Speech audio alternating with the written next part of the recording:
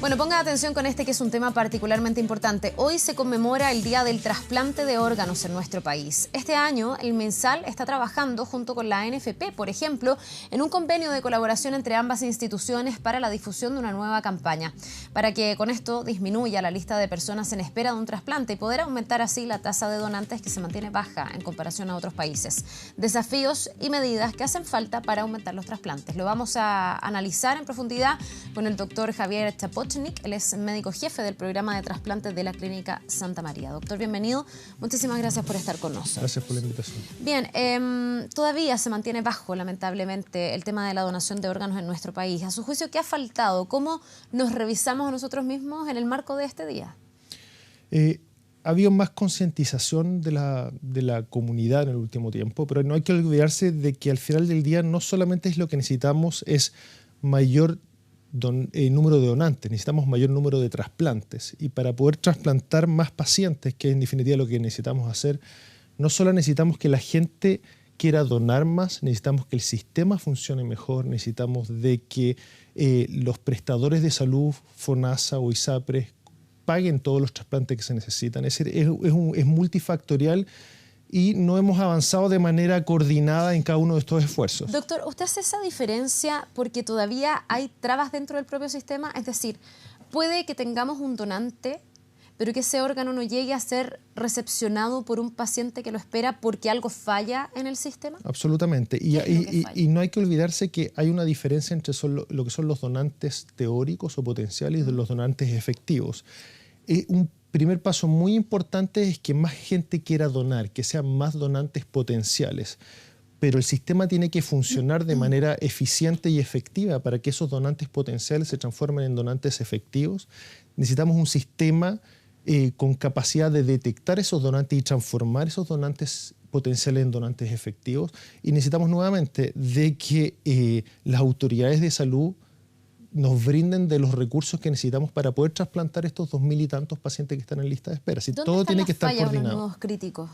¿Qué es lo que hay que mejorar para que efectivamente, porque por un lado vamos a hablar ya de cómo hay que fomentar la voluntad de donar, pero cuando ya está esa voluntad, ¿cómo aprovechar ese órgano y que realmente le llegue a un paciente que está transitando por un escenario que es muy complejo? Ya vamos a hablar de eso también. ¿Cómo hacemos este match finalmente? Lo primero es lo que se ha producido en los últimos meses, que un número importante de miembros de la sociedad manifiesten su voluntad de donar. Eso es lo más importante. Lo que sigue es que esa voluntad que los potenciales pacientes o potenciales donantes han manifestado se respete y se lleve a cabo. Y de la mano de eso necesitamos un sistema de que no ponga trabas, como tú bien dices. Necesitamos camas en las UTI de los hospitales que nos permitan contar con esos donantes de manera eficiente. Necesitamos gente que detecte esos potenciales donantes. Necesitamos pabellones disponibles en los horarios necesarios. Necesitamos de que una vez de que están esos órganos, que podamos trasladar a nuestro paciente de manera eficiente. Necesitamos de que los pacientes tengan garantías de que se va a costear su trasplante y sus medicamentos post-trasplante. Todo esto tiene que ser coordinado. No hay un solo foco de atención en el cual tenemos que poner todos nuestros esfuerzos. La sociedad ha reaccionado a esto y se ha producido un aumento importante de la gente que ha manifestado su voluntad de donar, pero las otras patas de esta mesa, que es el trasplante de órganos, no se han movido al mismo ritmo y ahí es donde estamos parados. ¿Eso es lo que explica que tengamos baja tasa de donantes? Porque estaba leyendo y, por ejemplo, Chile tiene 7 donantes cada, no sé, 100 será. No, por cada millón de habitantes. Así es. Después viene mucho mejor que nosotros Brasil, que tiene 13,2, Uruguay, que tiene 18, nosotros tenemos solo 7. Y en España, ¿para qué decir? En España tienen 35 por cada millón, están mucho más arriba. Estos factores explican, porque finalmente uno podría decir, a lo mejor hay mucha más voluntad de donar de la que realmente se llega a concretar. Y a lo mejor eso explica nuestra baja tasa de donación. Tú estás absolutamente en lo correcto. En parte se explica por la baja voluntad de donación de los miembros de nuestra sociedad. Pero eso está cambiando. Yo estoy confiado de que eso va a seguir cambiando. Pero nuevamente, mientras el sistema no funcione mejor y mientras no podamos transformar esos potenciales donantes en trasplantes reales, porque no hay que olvidarse que lo que queremos al final del día no es que haya donantes, es que haya trasplantes. Lo que necesitan nuestros más de 2.000 pacientes en lista de espera es ser trasplantados, no el concepto teórico de donante potencial. Y para que eso se refleje en una tasa, todo tiene que funcionar bien. Necesitamos un sistema modernizado, financiado, transversal y que no haga diferencias de ninguna índole, ni por órgano, ni por previsión, ni por estrato social, etc. Y en eso no estamos bien. Eso es lo que... esa es la causa de las diferencias en las tasas de trasplante y de donación que tenemos con nuestros países vecinos. Y esa es la causa, me imagino, de que tengamos gente. Estaba leyendo un reportaje del diario La Tercera donde había, por ejemplo, personas que esperaban 4 años por un órgano. Este era el caso de un riñón o un hígado. Estaba recordando también el caso de Montserrat, una pequeñita que tiene 7 años que lleva 15 meses esperando por un corazón. Y sabemos que se van además agudizando las condiciones de estos pacientes, por lo tanto cada día va bajando más también la tasa de posibilidad de éxito de un trasplante. Ahí está la explicación. Puede ser, por ejemplo, que haya existido un corazón para Montserrat, pero que el sistema no haya sabido procurar de buena manera para que llegara a ella. Pongo a Montserrat como un ejemplo, pero estoy hablando de la lista de 2.000, donde tenemos 10 que son prioritarios. ¿Puede ser que se pierda en el camino esa oportunidad? No lo sabemos. Puede que hayan habido potenciales donantes que no se transformaron en donantes efectivos, pero no tenemos ese dato real. Y esa es nuestra preocupación que tenemos aquellos que nos dedicamos al trasplante todos los días, no solamente en el día del trasplante, que no sabemos cuántos donantes potenciales estamos perdiendo, pero no queremos que se pierdan donantes potenciales. Queremos que maximizar la utilización de los donantes y de los órganos, que no solamente la mayor cantidad de donantes potenciales sean donantes efectivos, sino que de cada uno de esos donantes se utilicen la mayor cantidad de órganos para poder trasplantar la mayor cantidad de gente. Porque, como tú dices, hay pacientes que están esperando por numerosos años y que no solamente muchos de ellos van a llegar al trasplante en peores condiciones, muchos de ellos no van a llegar al trasplante y van a fallecer en lista de espera. Ahora, pensando en el escenario donde uno sí llega a un trasplante, ¿cómo estamos en términos de éxito de los trasplantes? Me imagino que cada uno tiene su propia complejidad. No sé si es lo mismo trasplantar un riñón que un corazón, un pulmón. Obviamente habrá cuadros más sensibles que otros, pero cuando uno ve la tecnología que se aplica en Chile, cómo funciona la medicina, ¿tenemos tasas de éxito o por lo menos de probabilidad de éxitos alta? Es decir, somos capaces de procurar el órgano, tenemos a la persona receptora y las probabilidades de que esto funcione es alto. Muy alto. Las tasas de éxito y los resultados en base a todos los parámetros que se siguen a nivel internacional en Chile son comparables con cualquier país del mundo. Y eso está dado porque aquellas personas que se dedican al trasplante independiente de su especialidad, ya sea médica o quirúrgica, son gente muy bien entrenada, con mucha capacidad. Hay ciertos trasplantes que podemos hacer en el sistema público, otros que podemos hacer en el sistema privado, y eso tiene que ver con la logística y los recursos que se requieren, pero eso no es una etapa limitante. Hay gente que lo sabe hacer bien y están las capacidades técnicas y logísticas para realizarlo.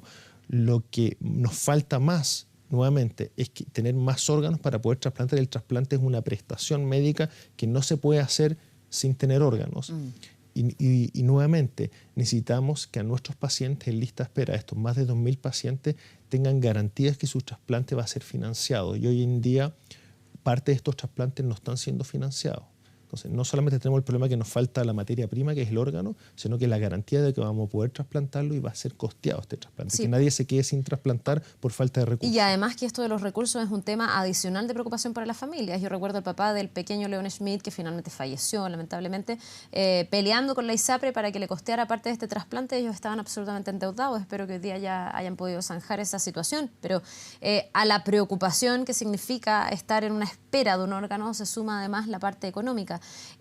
Usted le toca, me imagino, estar con muchos pacientes que están esperando por un órgano y le ha tocado también el generar o que se logre este escenario ideal del trasplante. ¿Cómo es el tránsito de un paciente que espera? De pronto siento que se nos olvida cómo lo pasan de mal, lo que significa todos los días estar esperando. Leía declaraciones de la mamá de la pequeña Montserrat que decía: ya vamos en el 5º accidente cardiovascular. ¿Cómo es ese tránsito? Porque si lo tuviéramos más a la vista como familia al momento de tener la posibilidad de donar, a lo mejor podríamos decidir de mejor manera. En muchos casos es de esperanza y en muchos casos de desesperanza, y no hay que olvidarse que hay ciertos pacientes que esperan, como por ejemplo los pacientes que están esperando por un trasplante renal, están en diálisis por años. Su condición médica, física, emocional se va deteriorando, pero hay muchos pacientes que fallecen en el camino. Y la desesperación de esas familias ante esta espera yo creo que es imposible ponerse en sus zapatos. En mi caso personal, tenemos un paciente hace un mes hospitalizado esperando un trasplante hepático que está en condiciones de extrema gravedad y durante este mes no ha habido un donante para él. Y él sabe, su familia sabe y nosotros sabemos que sus días están contados de sobrevida a menos que aparezca un donante luego. Y eso le pasa a todos los programas de trasplante del país y a todos los programas del mundo, en lo cual en esta etapa del proceso, tanto el paciente, su familia, como los médicos tratantes tenemos las manos amarradas. No podemos hacer nada hasta que no haya un órgano disponible. Y es un balance muy fino, como te decía previamente, entre la esperanza y la desesperación. Ahora, ¿cómo podemos hacer todos para hacer de esto un tema más relevante? Porque lo hablamos de vez en cuando, hoy es el día, además de los trasplantes, por tanto estamos abordándolo en esta entrevista, pero hay países, y yo hablaba recién de España, por ejemplo, que tiene esta tasa bien alta de 35 donantes por millón de habitantes, donde han decidido hacer de esto un tema central y como una especie de orgullo nacional. En España se promueve mucho como el orgullo que significa tener esta alta tasa de donación, un poco lo que podríamos, no sé, en Chile decir de la Teletón mucho, que es como nuestra gran cruzada. ¿Cómo podemos trabajar ese compromiso diario? ¿De qué manera podemos concientizar? ¿De qué manera podemos ser todos más conscientes? Ya se hizo la ley del donante universal, pero así todos vemos que hay familias que todavía se oponen a lo que la persona en vida señaló. ¿Cómo avanzamos en esto, doctor? Y no es necesario compararnos con España, que está lejos. Basta con que nos comparemos con Argentina, Uruguay, Paraguay, que son países más similares al nuestro. Lo primero es crear conciencia, sensibilizar y que la sociedad se dé cuenta que no necesariamente esto le va a pasar a alguien lejano en un hospital que uno no conoce. No es necesario que le pase a uno, un familiar de uno, para que uno se sensibilice con esto. Pero lo que yo veo, y esta es una opinión personal, más crítico, esto tiene que ser una prioridad del país, una prioridad de las autoridades de salud y de los gobiernos. Y en Chile, definitivamente, el trasplante de órganos no es una prioridad. Una prioridad real en la cual se destinen recursos, se destine infraestructura, se destine logística, se empodere las instituciones capacitadas y es una prestación y un tema netamente técnico, no político. Y esto no ha sido ni es una prioridad de salud en el país, y hay que decirlo como es. Ahora, y hasta que no lo sea, vamos a estar teniendo esta conversación por muchos años más, hasta que no haya una definición clara que es prioridad para el país, que estos 2.000 y fracción de los pacientes no se mueran de la lista de espera, vamos a teniendo estos problemas. No va a bastar con que la comunidad se sensibilice y aumente su deseo o su voluntad de donar. El país tiene que definir, ¿es una prioridad salvar a estos 2.000 y tantos pacientes o no? Y ese es el cambio que países como Argentina, Brasil, Paraguay, Uruguay, etcétera, tomó. Definieron esto como una prioridad y que es prioridad de que estos pacientes no fallezcan. Y se destinaron los recursos y los esfuerzos para solucionarlo.